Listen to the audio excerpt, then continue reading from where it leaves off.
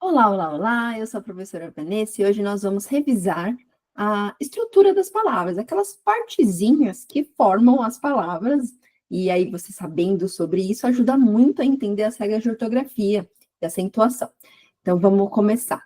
Para começar, quais são as partes que formam as palavras? São os morfemas. E aí existem vários tipos de morfemas. A gente tem o radical, o tema, o afixo, que pode ser prefixo ou sufixo, as desinências, a vogal temática e as vogais e consoantes de ligação. Uma geral primeiro. Radical é aquilo que forma a família das palavras, é a parte da palavra que não se altera quando a gente deriva da primitiva para outras palavras daquela mesma família. Então, tem o significado básico daquela palavra. Esse é o radical. O tema é quando você tem o radical mais uma vogal temática. A vogal temática é aquilo que ou fecha o radical, se for um nome, e se for um verbo, vai indicar a conjugação.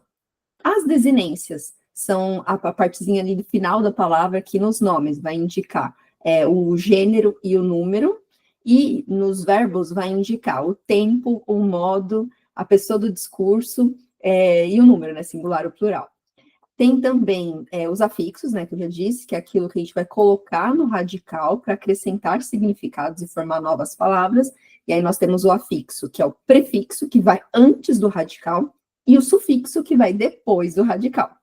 E tem ainda, para terminar, a vogal e a consoante de ligação, que não tem exatamente um significado, mas que está ali na palavra para poder fazer a ponte entre o radical e a desinência, ou entre o radical e o sufixo.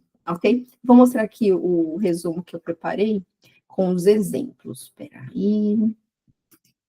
Muito bem. Vamos lá. Então, retomando.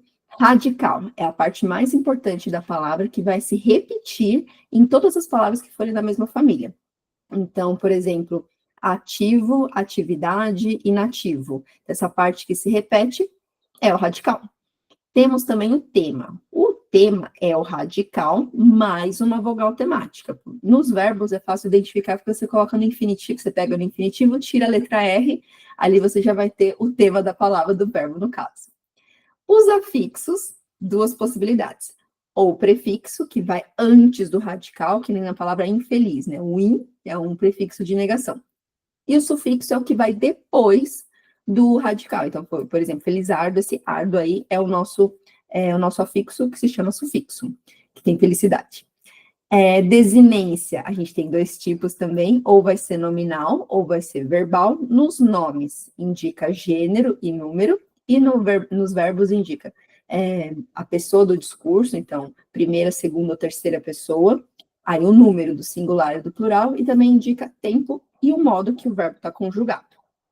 A vogal temática nos nomes serve apenas para fechar, digamos assim, o radical. Então, por exemplo, na palavra criança, o A não indica gênero. Criança ali é uma vogal temática, porque você não pode passar criança para o masculino, não existe crianço.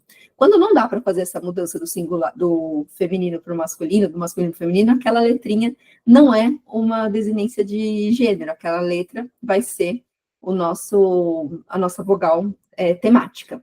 Isso nos nomes. Nos verbos, é quando você tem o verbo no infinitivo, tira o R, aquela letrinha ali entre o radical e o R vai ser a vogal temática. Nos verbos é bem importante você saber sobre a vogal temática, porque a vogal temática define como vai ser a conjugação daquele verbo. E aí você também consegue identificar a partir dali se ele é regular ou irregular, ok? Então, primeira conjugação são os verbos que têm ar, que é a vogal temática é o A. Segunda conjugação são os verbos que terminam em er, a vogal temática é o e. E da terceira conjugação, os verbos da terceira conjugação são os terminados em ir, e o i é a vogal temática.